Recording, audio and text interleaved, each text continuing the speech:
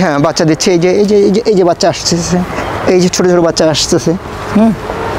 এই যে।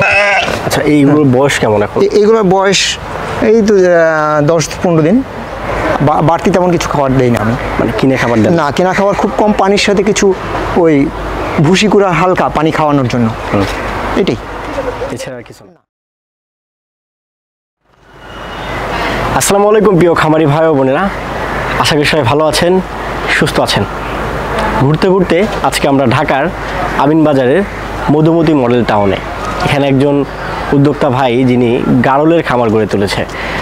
অনেকগুলো গারল রয়েছে, আমার এই পাশে একটু খেয়াল করে দেখেন, একদম ছোট ছোট বাচ্চা থেকে শুরু করে বড় গারলও কিন্তু এখানে রয়েছে, বাচ্চা রয়েছে, গারল রয়েছে, মানে একদম খামার বলতে আমরা যেটা বুঝি সেরকমই কিন্তু আসলে এগুলোকে লালন পালন করা হয়েছে বা হচ্ছে। এখানে উদ্যোক্তা যিনি ভাই আছেন ফরিদ ভাই, তিনি এগুলো আসলে মূলত দেখাশোনা করেন এবং এটা নিয়ে আছেন। আমরা একটু ভাইয়ের সাথে বিস্তারিত কথা বলবো। ভাই আসসালামু আলাইকুম, কেমন আছেন? ওয়ালাইকুম আসসালাম, আমি মোহাম্মদ ফরিদ সিদ্দিকী। ভালো আছেন? জি। আচ্ছা, যে গারলের খামার গড়ে তুলেছেন, মোটামুটি অনেকগুলো গারল এখানে রয়েছে। প্রথমে যদি আপনার কাছে আমরা একটু জানতে চাই যে এই গারলের সাথে কীভাবে সংযুক্ত হলেন? এই গারলের সাথে মূলত সংযুক্ত হই আমি 2020 সালের জানুয়ারি থেকে। এর চিন্তা করি এই কারণে, আমি একটা প্রাইভেট প্রতিষ্ঠানে চাকরি করতাম, ডেল্টা লাইফ ইন্স্যুরেন্স কোম্পানির এক্সিকিউটিভ অফিসার অ্যান্ড অডিট। ওখান থেকে চিন্তা করলাম যে আমার প্রতিষ্ঠানে তো আমার সার্ভিস লাইফে শেষে সার্ভিস বেনিফিট পাই, কিন্তু আমি রিটায়ার্ডের পদে পেনশন নাই এবং আমার সমস্ত লোকজনেই হায়ার অফিসিয়াল গভর্নমেন্ট জব করে। তাহলে আমি যদি এখন বের না হয়ে পড়ি, বয়স শেষে আমি কিছু করতে পারবো না, কোনো ব্যবসা প্রতিষ্ঠান করার সুযোগ থাকবে না ব্যবসা। আর এইটাই চিন্তা করে দেখলাম যে বিভিন্ন ভিডিও বা এসে সার্চ করা শুরু করলাম যে কোনটা করলে আমার জন্য সুইটেবল হবে। তখন ভাবলাম যদি আমি গারল দিয়ে শুরু করি তাহলে আমার সাথে বিট্রামি করবে না, এর দ্বারা যে বেনিফিটটা পাবো সে একটা ভালোভাবে সৎভাবে বেঁচে থাকার যে একটা অবলম্বন, আচ্ছা, সৎ জীবনযাপন করার জন্য একটা সুন্দর মাধ্যম।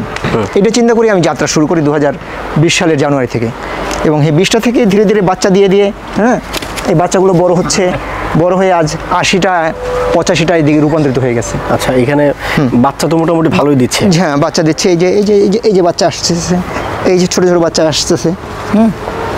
এই যে। আচ্ছা, এইগুলোর বয়স কেমন এখন? এইগুলোর বয়স এই তো 10-15 দিন, এরকম বেশি দিন না, এগুলোর বয়স বেশি দিন নাই।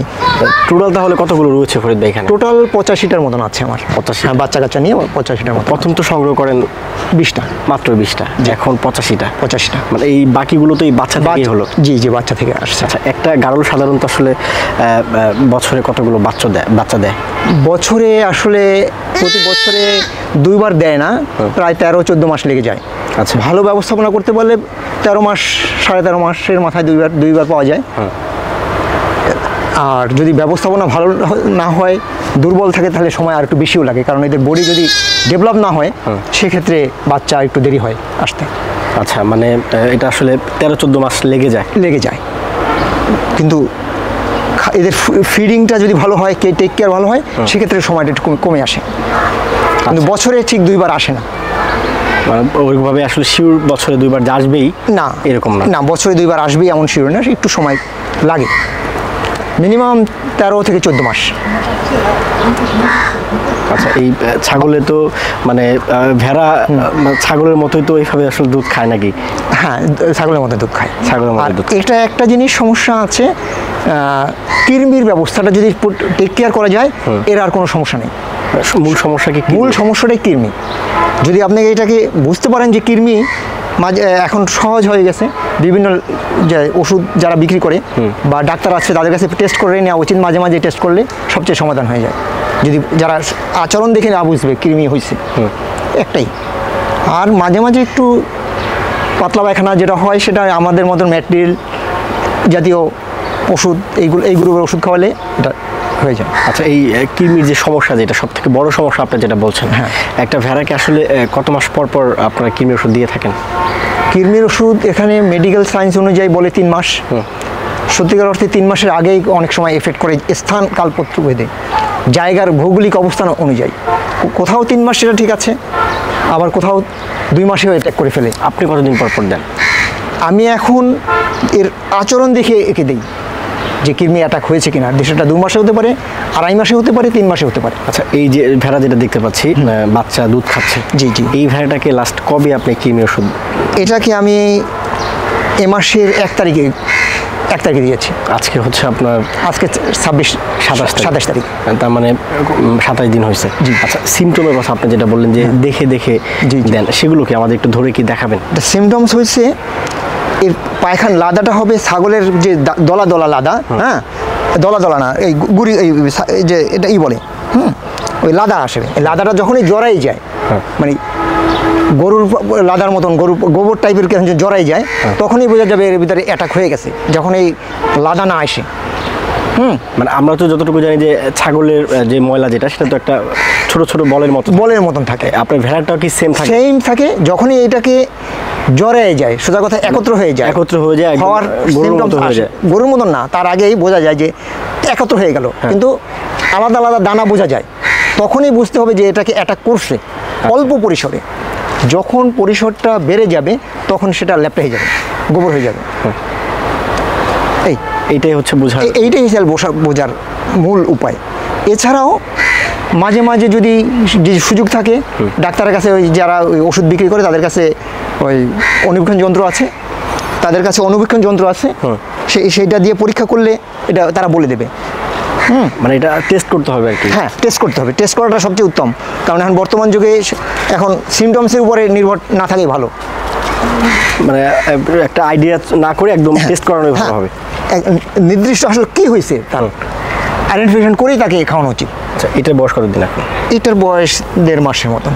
1.5 মাস। এই 1.5 মাস বয়স হয়েছে, এগুলো কি একসাথে ছেড়ে দেন মনে হয়? না, সব একসাথে ছেড়ে দেন, আলাদা আলাদা? না না না না না। এদের খাবার দাবার কি? খাবার দাবার মাঠে চড়ে খায়, বাড়তি তেমন কিছু খাবার দেই না আমি। মানে কিনে খাবার দেন? না, কেনা খাবার খুব কম, পানির সাথে কিছু ওই ভুসি কুড়া হালকা পানি খাওয়ানোর জন্য, এটাই। এছাড়া আর কিছু না। তার মানে আপনার তো কিনে খাবার খাওয়াতে হচ্ছে না, কিনে খাবার খাওয়াতে হচ্ছে না বললেই চলে। এটা একটা প্লাস পয়েন্ট আপনার জন্য। এগুলো বিক্রি করেন কীভাবে ফরিদ ভাই? এটা আমি অল্প পরিসরে বিক্রি শুরু করেছি, এখনও যদি কেউ নিতে চায় আমরা টুকটাক দিব এরকমভাবে, কিন্তু ব্যাপক পরিসরে বিক্রি শুরু করিনি আমি এর আগে। আপনি এইটা আসলে বাজার কেমন দেখেন? মানে আপনার যে স্থানীয় যে এটা বাজার রয়েছে, জি, মানে আপনি তো চিন্তা ভাবনা করি আসলে এই ধরনের একটা প্রজেক্টের সাথে যুক্ত হয়েছেন, সেখানে খোঁজ খবর নিয়ে কতটুকু আসলে জানতে পেরেছেন? যেগুলো আমি আশাবাদী এটা যারা করতে পারবে, যে সঠিক ব্যবস্থাপনা করতে পারবে, তারা লাভবান হবে। ব্যবস্থাপনা সঠিক রাখতে হবে। সেই ক্ষেত্রে যদি ত্রুটি হয়ে যায়, সে সব জায়গায় লাভ লস আছে, এটা তখন ধরা খেয়ে যেতে পারে। ধরা মানে খাবে কেন? ওই যে কৃমি, একটাই কৃমি এফেক্ট করে ফেললে সে তাকে রক্তশূন্য হয়ে যাবে, মারা যাবে। মানে কৃমিটা থেকে ধরা না খেলে ধরা খাবে না না না, অন্যগুলো সে সময় দেয়, কিন্তু কৃমিটা ধীরে ধীরে সে যদি বুঝতে না পারে, তাহলে সে বুঝবে দেখে সব সুস্থ আছে, কি ব্যাপার, এটাই। মানে মার্কেট যাচাই বাছাই করবে এবং সেই সাথে এটা কৃমি সম্পর্কেও জানতে হবে। আমি আমার অভিজ্ঞতা যেটা পেয়েছি সেটা হচ্ছে কৃমিটাই বড় সমস্যা। হ্যাঁ, এর পাশাপাশি আরও অন্য কিছু লালন পালন করেন কিনা? আমার এর পাশাপাশি আমার একটা বনসাইয়ের বাগান আছে একটা। আচ্ছা, আমার বাসার ছাদে, এটা কল্যাণপুর দক্ষিণ পাইকপাড়া, ওখানে বট, তেঁতুল এবং কদবেলের এটা বনসাই করেছি আমি। সেটা বয়স প্রায় 15-16 বছর হয়ে গেছে। আচ্ছা, মানে এখন এই দুটো নিয়ে আছি। ওখানে আমি সকালে সময় দিয়ে এখানে চলে আসি। এখানে সারাদিন থাকেন? এখানে আমি সারাদিন থাকি, ওখানে সকালের সময়টা দিয়ে। আগে তো একটা জব করতেন, পরিবেশ অন্যরকম ছিল। এখন গারলের সাথে যুক্ত হয়েছেন, পরিবেশ একদমই আলাদা। কেমন লাগে আসলে? আসলে আমি ওখানে যে জব করতাম, সেটা আসলে আমাকে খুব পীড়া দিচ্ছে না। আমি এর ভিতরে হারিয়ে গেছি, প্রকৃতির ভিতরে নিজেকে। জি, আমরাও চাই যে আপনারা আরও এইভাবে আসলে কৃষির সাথে সংযুক্ত হন, খামার সাথে সংযুক্ত হন, সেই দোয়া আমরা করি, এবং ভবিষ্যতেও যে প্ল্যানিং নিয়ে আগাচ্ছেন সেটা যেন পূরণ হয় আপনাদের। এখানে নতুন নতুন উদ্যোক্তা তৈরি হওয়া উচিত, এবং সেক্ষেত্রে সরকারি পৃষ্ঠপোষকতাও দরকার, যাতে কোনো ধরনের খামারে কোনো ধরনের প্রতিবন্ধকতা হলে সেই প্রতিবন্ধকতার ক্ষেত্রে সরকারি সাহায্য সংস্থাগুলো যখন যতটুকু দরকার, যেটা বলছি না যে অর্থনৈতিক সাহায্য, যে টাকা দিয়ে সাহায্য করবে, যখন যে ধরনের পারিপার্শ্বিক প্রতিবন্ধকতা তৈরি হয়, সেটা যেন সরকারিভাবে আগায় আসা উচিত আমি মনে করি। ভালো থাকবেন। আসসালামু আলাইকুম। আমাদের সাথে যারা রয়েছেন আপনারা আসলে দেখলেন এখানে ফরিদ ভাইয়ের গারলের খামার। এখানে কিন্তু উনি আমাদের যেটা বললেন যে প্রায় 20টার মতো দিয়ে শুরু করে এখন 85টার মতো রয়েছে। বাচ্চা কিন্তু ভালোই আসলে এখানে হয়েছে, কারণ খামারের বয়স খুব বেশি না, সেখান থেকে কিন্তু 14 মাসে বলেন বা 13 মাসে বলেন ভালোই কিন্তু আসলে বাচ্চা পাচ্ছে, এবং এগুলোর দামটাও কিন্তু আসলে বাজারে মাশাআল্লাহ ভালোই। তো আমার মনে হয় যে যদি জায়গা আপনাদের থাকে, যদি কিনে খাবার খাওয়াতে না হয়, সেক্ষেত্রে কিন্তু আসলে অভিজ্ঞ খামারদের কাছ থেকে পরামর্শ করে খুব ছোট্ট আকারে আসলে শুরু করতে পারেন। ভালো থাকবেন সবাই। আসসালামু আলাইকুম।